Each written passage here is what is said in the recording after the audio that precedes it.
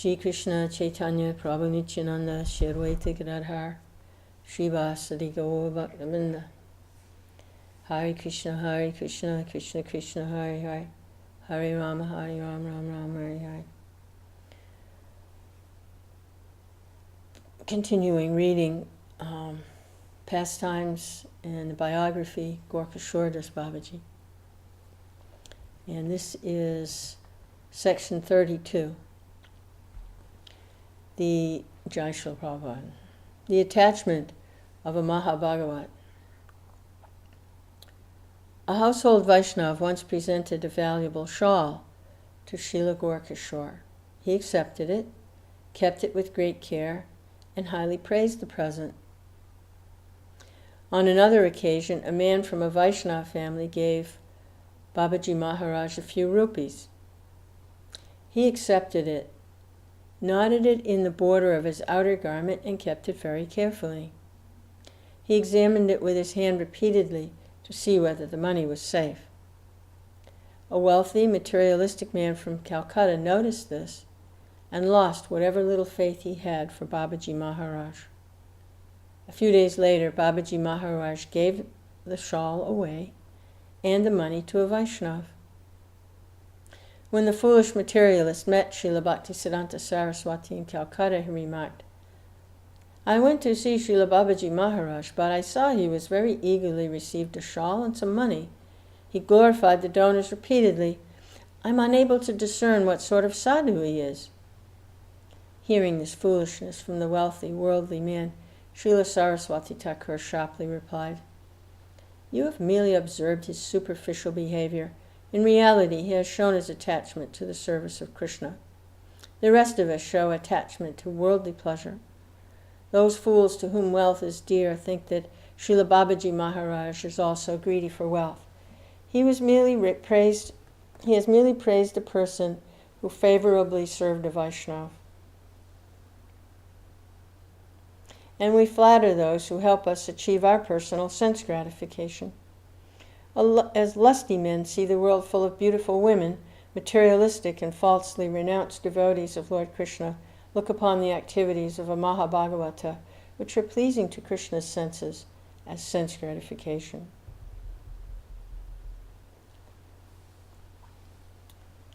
Section 33. Unconditional shelter at the lotus feet of a bona fide spiritual master.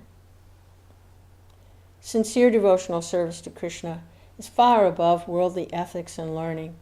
Srila Gaura-kisora, Babaji, and Srila Bhaktisiddhanta Saraswati Thakur have shown us this ideal by expressing it through the following pastime. Under the instruction of Thakur Bhaktivinoda, Srila Saraswati Thakur went to meet Srila Gaura-kisora Prabhu and prayed for Bhagavat Diksha.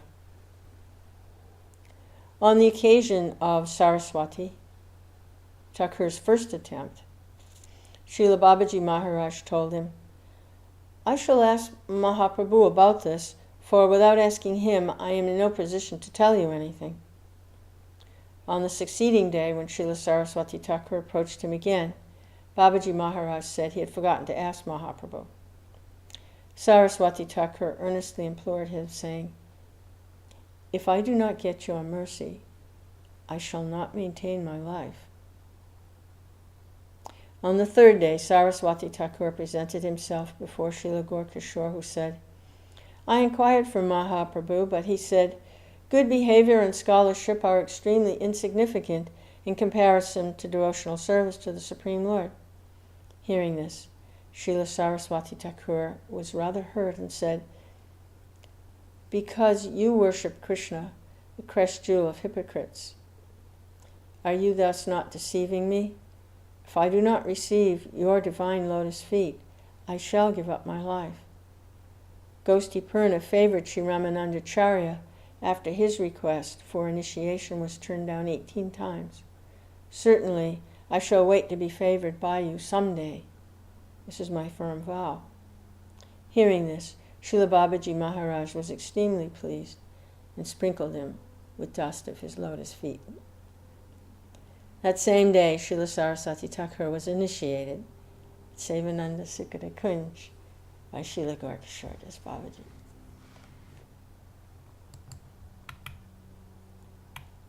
Text 34. Section 34. The pride of artificial renunciation. Gopal Das Babaji, who was proud of being the disciple of Srila Bhaktivinoda Thakur, lived in Shri Mayapur, the birthplace of Sri Chaitanya Mahaprabhu. He began to artificially imitate the indifference to worldly affairs of Srila Gaura-kisora Das Babaji. He was always absorbed in chanting in the place where he stayed, a fruit orchard. In order to present himself as being wrapped in chanting, he ignored the cows who destroyed the fruits of the orchard.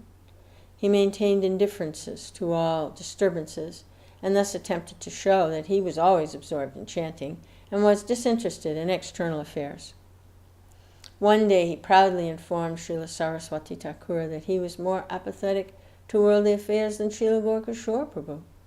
Hearing this, considering the man's welfare, Srila Saraswati Thakur rebuked him, then feelingly extolled the extraordinary character and indifference to worldly affairs of Babaji Maharaj.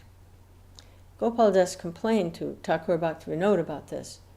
The Thakur's rejoinder was, "It will be to your advantage to hear Saraswati Prabhu's chastisement and advice."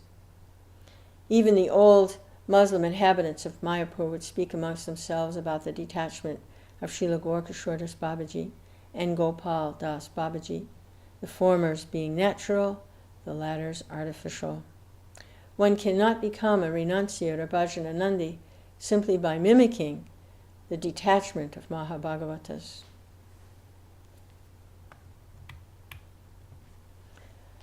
Section 35. A hypocrite's prayer for mercy. On another occasion, Ayatra Punya came to see Srila Bhaktisiddhanta Saraswati Thakur at Mayapur on the pretext of wanting to perform Hari Bhajan in his association.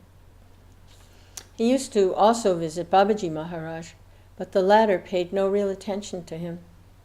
Srila Saraswati Thakur was the favorite of Babaji Maharaj, so Ayatra Punya often requested Saraswati Thakur to speak a few words on his behalf, so that he could obtain the mercy of Babaji Maharaj. Being oft entreated by Ayatra, Srila Saraswati Thakur mentioned his plea to Srila Gaura-kisora Prabhu one day and requested Babaji Maharaj to be merciful to him. Babaji Maharaj informed Saraswati Thakur about the hypocritical nature of Ayatra and told his disciple that it was not proper that a sincere Vaishnava of Saraswati's stature should intercede on behalf of a hypocrite. As a matter of course, Srila Gaura-kisora told Saraswati Thakur many things relating to this matter. After some time, he took the dust of his own feet and smeared it on Srila Saraswati Thakur's head and said, "You are none different from Lord Nityananda. Thus your heart melts at the sorrow of others. But this person is extremely hypocritical and inveterately sinful. He does not desire his own welfare. His prayer for mercy is merely an affectation." As if to reveal the extent of wickedness, Ayatra Punya one day drank water from a skull and told Saraswati Thakur, "Behold, I am more detached from the material world than Gaura-kisora Prabhu. Can he drink water from a skull?" Hearing this, Srila Saraswati Thakur said, "You evil wretch, leave this place. My master will not perform the abominable acts of a worshipper of Kali. You're a demon, an atheist. You therefore have a taste for all kinds of abominable activities. You're sure to be condemned to hell." As a result of his pride and his offenses to great saintly persons, Punya contracted the disease of illicit connection with women, and he took to begging to provide the prostitutes he visited with their daily necessities. Section 36. Single-minded chanting of the Lord's holy name. Once, an old Vaishnav who was venerable as a spiritual master to Babaji Maharaj became attached to deity worship instead of showing the ideal path of constant chanting of the Lord's name. While staying at Kulia, Babaji Maharaj mentioned this to Saraswati Thakur. The old Vaishnav has adopted the practice of archana at the fag end of his life. Hearing this, Saraswati Thakur questioned him, saying, "Are you teasing me? It can be not any deviation in the behavior of one who is like your spiritual master. To this Babaji Maharaj replied, if that is so, I shall not say any more in this regard. Srila Gaura-kisora Prabhu narrated this incident in order to instruct us that the path of Archana might constitute a reduction in the indifference to worldly affairs of one advanced in the performance of Hari Bhajan.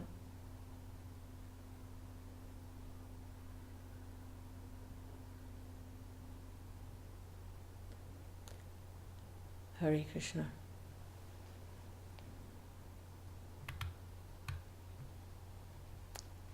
Section 37. Lust and Love. A learned caste Goswami delivered a discourse on Brahmara Gita, Shri Radha's soliloquy to a bee, at Kulia in Navadvip. After he had lectured for 2 or 3 days, someone informed Babaji Maharaj that his discourses were excellent and that no one had ever heard such discourses before. Hearing this, Babaji Maharaj told his informant, don't go to hear that discourse of Brahmara Gita again. Behold, when there is rain, weeds grow very quickly. Carefully planted seeds can also grow, but some are destroyed prematurely by a heavy downpour. By hearing a discourse about Krishna and his pastimes, the seeds of love for Krishna bud forth in the heart of those persons who are pure, devoid of material desires, and sincerely dedicated to the service of the spiritual master and the Vaishnavas. Those in whom the seed of lust is found, however, will immediately become lustful upon hearing sportive pastimes of Shri Shri Radha Krishna. By pretentiously hearing the pastimes of Radha Krishna, their lust becomes inflamed. The consciousness of the conditioned living being is covered by lust, and thus they take the transcendental pastimes of Radha Govinda to be libidinous exploits of a mundane hero and heroine. Those who assume that, because they have faith in the pastimes of Radha and Krishna, they are able to experience the transcendental nature of those pastimes, are unaware of their own carnal desires, being overwhelmed by the illusory energy. You cannot understand from their utterances whether the pastimes are transcendental or whether they have proper regard for the pastimes. Hearing this, another man from the assembly said, I saw that some members of the audience who were listening to Brahma Gita cried out in spiritual ecstasy, and some wept, saying, O Krishna, O Radha.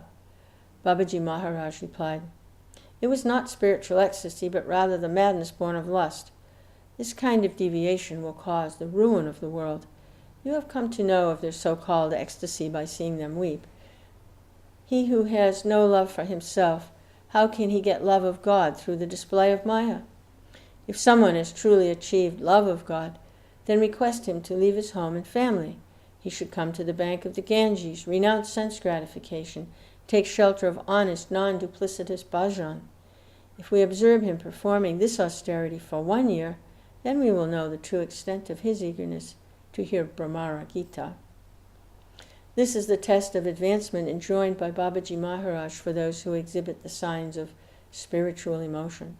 Let them disassociate themselves from their kith and kin for at least 1 year, and live the life of renunciation as is found in those truly detached from worldliness.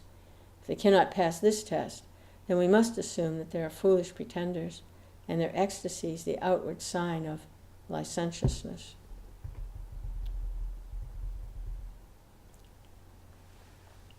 Section 38. What is genuine Madhukari? A person named Sahat used to voluntarily send bags of rice to Babaji Maharaj. Other well-wishers used to send some rice for him as well. This rice was stocked in a room at the Rani Dharmsala at Kulia, Navadvip. This practice came to the notice of Babaji Maharaj. After 2 months of accepting Sahat's donation, Babaji Maharaj sent a man to request him to stop sending the rice. As soon as Saha was thus informed, he came to see Babaji Maharaj and inquired, O Prabhu, how have I offended you? Why have you refused my alms? In response, Babaji Maharaj remarked, My spiritual master told me, it's better to be a virtuous bull than a domesticated cow. Overhearing this, one of the persons present asked Babaji Maharaj to explain the meaning of this statement. Babaji Maharaj then explained, "A cow is well looked after by the householder who gets milk from her.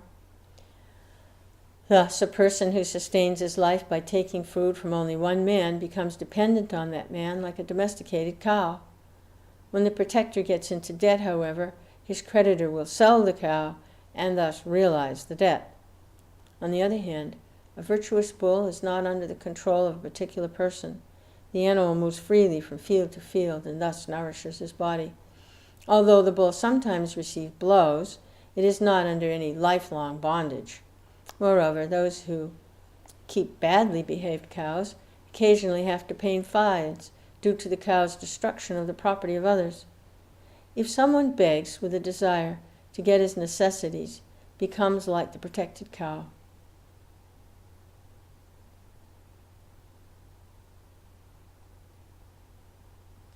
These days, the word Madhukari is very commonly used. Those who take up the dress of the Babaji often say they will take to Madhukari. Madhukari is a transcendental practice. Those who adopt this occupation surrender themselves to Krishna, their bodily consciousness being vanquished. On the other hand, the materialists who have a taste for gratifying their tongue and genitals are bound in the cycle of birth and death for a long time. Dependent on materialists, those who want to chant and worship in Vraj or Navadvip are like cows kept under protection. Those who collect their alms by begging from door to door in the name of Madhukari for eating are pious bulls. This principle of Madhukari has been well stated in the psalm composed by Bhaktivinoda Prabhu. So there's a Bengali song, but I'm not familiar with it, so just read the translation. When will I wander weeping under the shade of various trees and creepers on the banks of the celestial Ganga river in the land of Navadvip, crying, O Radha, O Krishna, and forgetting all physical comforts? I will take my meals by begging at the home of Chandalas, and will drink the water of the Saraswati river. In ecstasy I'll roll on the ground from bank to bank of the river, raising an uproar of Krishna, Krishna. Bowing down to the inhabitants of the holy land of Navadvip, I will beg an iota of their mercy. I'll wear the dress of a mendicant and smear the dust of the Vaishnav's feet on my body. I will see no difference between the inhabitants of Rajabhumi and those of Navadvip, and I'll be transformed into a resident of Raj. The true nature of the Lord's abode will manifest itself to my eyes. I'll become a maidservant of Srimati Radharani.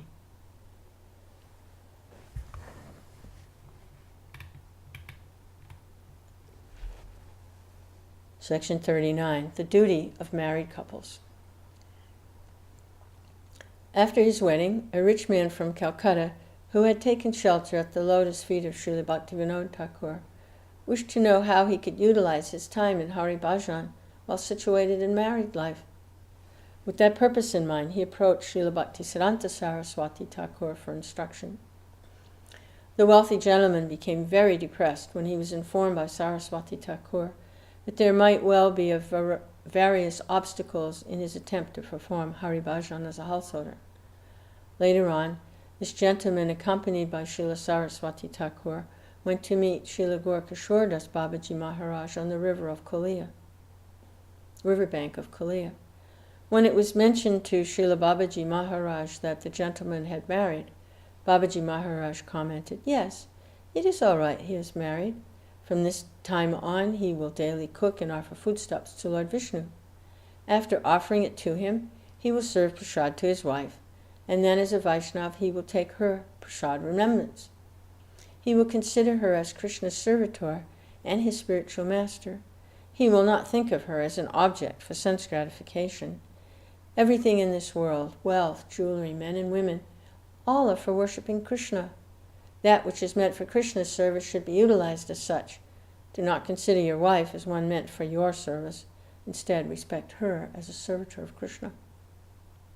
Here is the purport to Babaji Maharaj's foregoing discussions with householders. The sense of proprietorship of one's spouse is to be eschewed. and the conception of one's spouse as Krishna's worshipful servitor is to be nurtured. When one regards one's mate as the servitor of the Lord, and thus suitable for his enjoyment only, one can easily transcend the urge to indulge in illicit sex, which so bedevils many a married couple.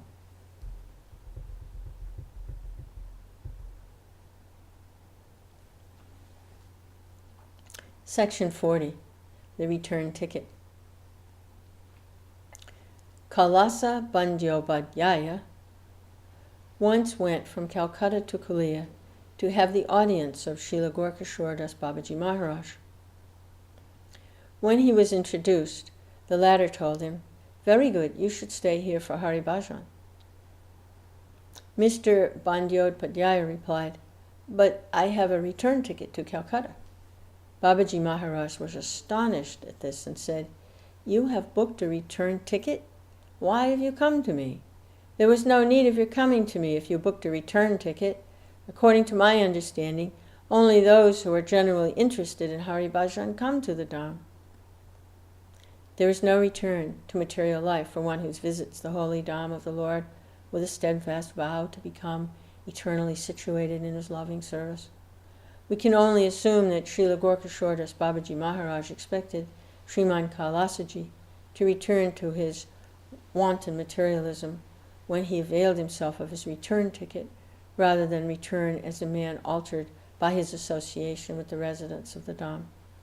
The particular benefit afforded one by a pilgrimage to the abode of God manifest on earth is getting the association of sadhus.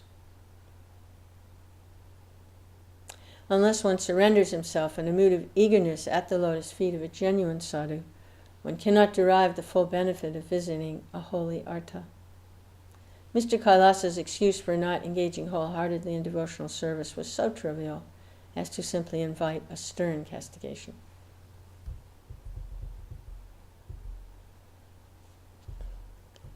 Section 41, External Purity and Material Desire.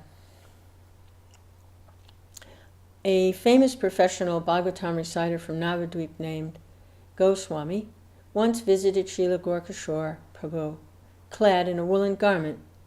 While conversing, they began to discuss purity in devotional service. When asked about this, Srila Gaura-kisora Prabhu said, "People with desires contrary to devotional service, who are attached to gold and women, who make a show of purity, cannot perform sacrifices or other religious performances purely. Their manifold, impure activities are merely heaps of impurity on already piled up garbage. If there is a spot of leprosy on any part of the body, it gradually spreads to other parts. There are people who want to maintain purity by simply putting on woolen cloths at the time of going to the latrine, or by taking bath in the Ganges River. Their minds, however, are full of thoughts of sense gratification. They're very impure. They're so impure that they cannot realize their impurity even if it is explained to them. There are people who superficially put on woolen or saffron cloth, eat only chipped rice, and take bath in the Ganges River to show they are genuine Vaishnavas. But their hearts are full of material desires. They show great concern for their sons, wealth, women, and position, but the service to a Vaishnava does not appeal to them. However, Krishna does not happily accept the service of those who are not attached to serving the Vaishnavas, however pure they may try to be. It should not be misunderstood from this incident that it is improper to wear woolen cloth, to bathe in the Ganges, or to eat chipped rice. Practices which help one maintain external purity, which rid one of sinful reactions or promote health, no doubt have their place, but they're of no avail if one is unprepared to take the foot dust of pure devotees of the Lord upon one's head. Men who have no devotion in their hearts are often found to act irreproachably with respect to ritual acts of purification and matters pertaining to the well-being of the mortal frame. As stated in Bhagavad Gita, Bhogaisvarya prashaktanam taya parita chetasam vyavasayat mikhabudhir samadhao na vidhiyate. In the minds of those who are too attached to sense enjoyment and material opulence, who are bewildered by such things, resolute determination for devotional service to the Supreme Lord does not take place. Srila Prabhupada offers the following comments in this regard.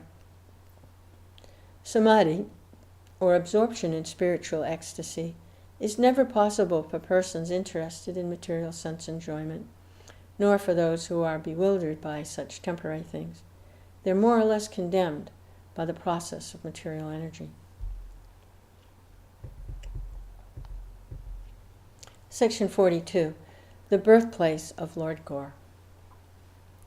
Once, a man constructed a tiny roofed hut under a neem tree at the southwest corner of the outdoor theater of a wealthy resident of Navadvip. He installed a deity of Bala Gaur, baby Gaur, there, and declared to his neighbors that Sri Chaitanya Mahaprabhu had been born under that very neem tree. He explained that the Lord's birth site had previously been lost and covered. In order to re-establish this long-lost holy site, he began to collect donations from pilgrims.